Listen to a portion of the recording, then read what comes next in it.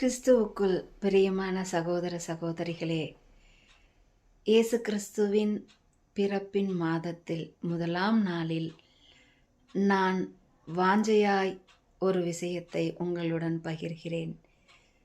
அது என்னவென்றால், அவரின் பிறப்பின் மாதத்தில் இந்த முதல் தேதியிலிருந்து 31ஆம் தேதி வரை நான்ஸ்டாப் தமாக்கா போல அவருடைய வார்த்தைகளை அவர் கிருபையால் எழுதி பாடி உங்களுக்கு வழங்க இருக்கிறேன்.